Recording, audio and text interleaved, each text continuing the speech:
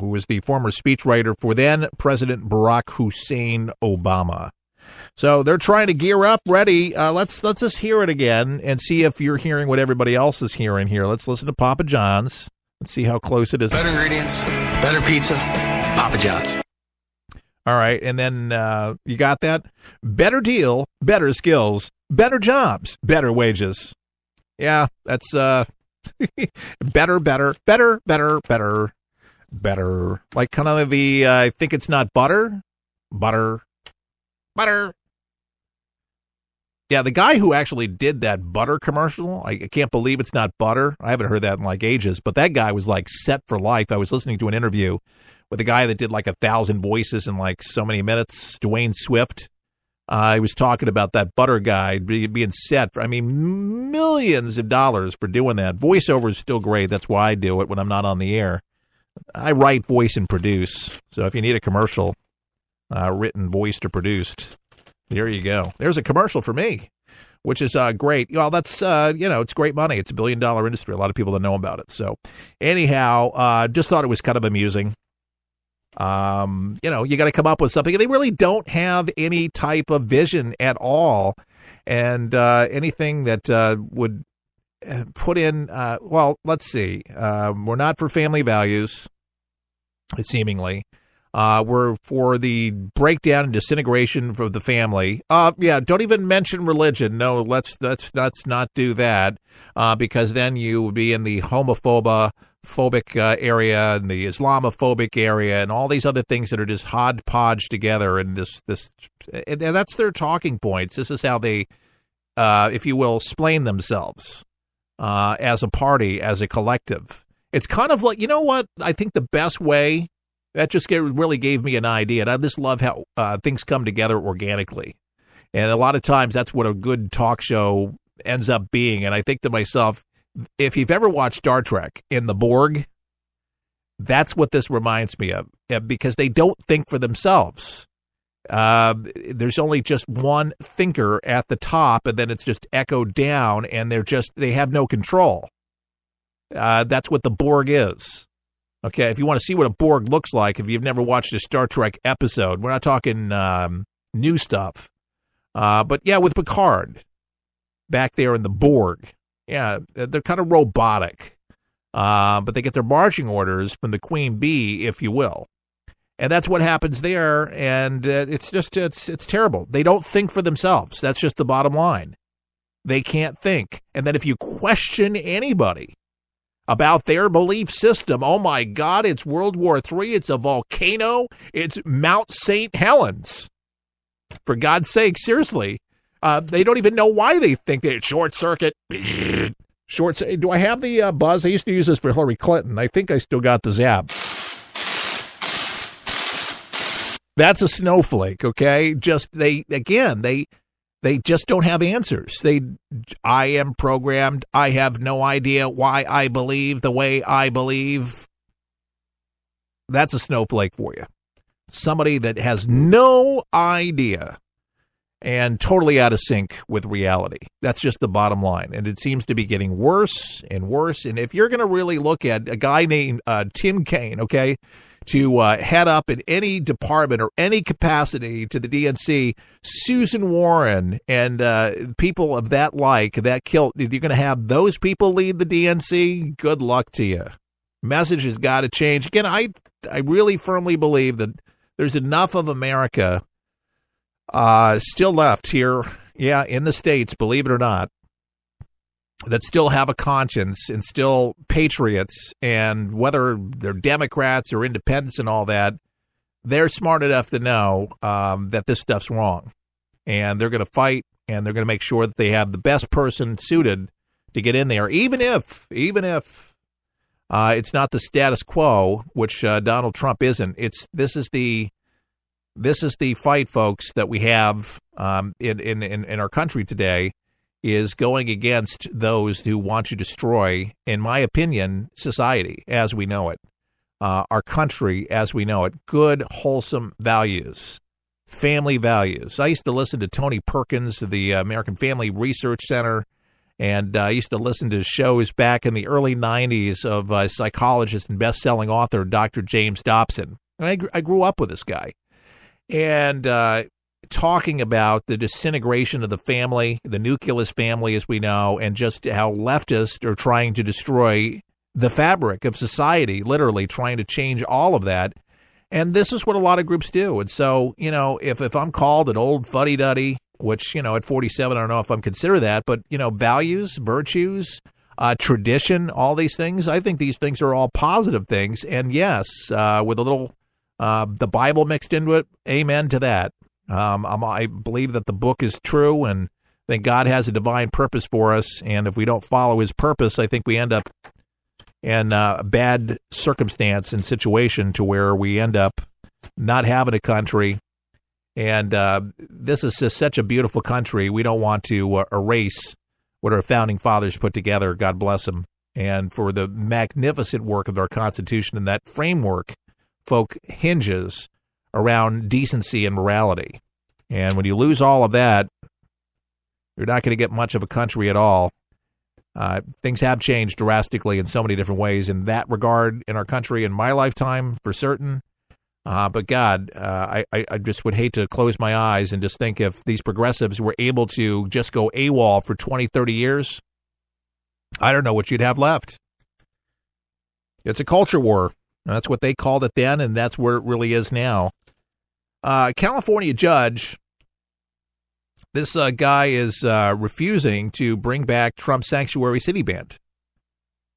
Here we are back in the news again. Federal Judge San Francisco, not a surprise, okay, refusing to reinstate the sanctuary city order. And it's a bold move, many say, to not reinstate President Donald Trump's executive order, which sought to slash funding to cities that limit cooperation with federal immigration authorities.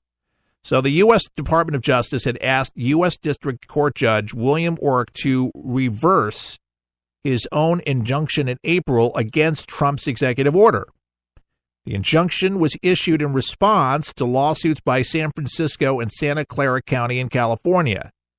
Now, our Attorney General Sessions wrote a memo in May saying the executive order should be applied narrowly to a small number of grants to a very specific violations of immigration law. And the memo said cities that willfully refuse to comply with federal law could lose grants from the Justice and Homeland Security Departments, but not other federal funding. I had to quote that. So the Justice Department said that the memo negated the need for Orrick's injunction. So Orrick said that he found Sessions' memo unconvincing, asserting that it would allow the Attorney General to reverse his stand at any moment. So this judge's injunction stops enforcement of the executive order across the country and allows the lawsuit to go forward. So, folks, here's an immigrant. You don't see it. Illegal immigrant in San Francisco holding up a sign in her hand saying, "Sanctuary now. Let's hide in your city. Let's be illegal. Let's get all the free things, services, a taxpayer expense. And who gives a darn about people that are rapists and murderers, druggies, and people that have no intention whatsoever of contributing any coin to the national debt or even to society at all? This is liberal lunacy. This is the stuff that gets our national debt into the trillions of dollar mark from just allowing this nonsense to continue on. And there's liberal, bleeding heart liberals in cities all across America. San Francisco, one of the best. They think that they're actually doing a good service. The main reason they do this, folks, is because they have paid voters, and they're getting away with it and doing this because they realize they have great proportions of those that will do it. And if they see them being compassionate and loving, no matter what their status is, no matter what it is, legal and illegal, doesn't matter, they're going to allow them to get away with this because they will go to the ballot box and they'll count their vote. Doesn't matter what their status is.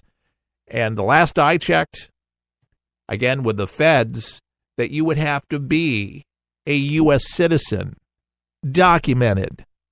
But instead, these votes still go out there. We're talking about voter fraud. Don't you think that's a particular type of fraud? You bet it is. But how egregious this is, because they can't get a fair vote without their vote. And they realize it's a concentration which is huge. And just to think how many millions, folks, of illegal immigrants are actually in our country today. And just the joke that I just remembered again, that I've mentioned on the air time and again, where Obama was going to do such a great thing. And really, in a way, I guess in his bleeding heart way, he was trying to do a beautiful thing. He said, if you're illegal, remember this several years ago, if you're illegal, you can come out of the shadows. And he was going to allow them to actually get on the road to citizenship and allow them to become citizens. The problem with that is they didn't want to. They didn't want to.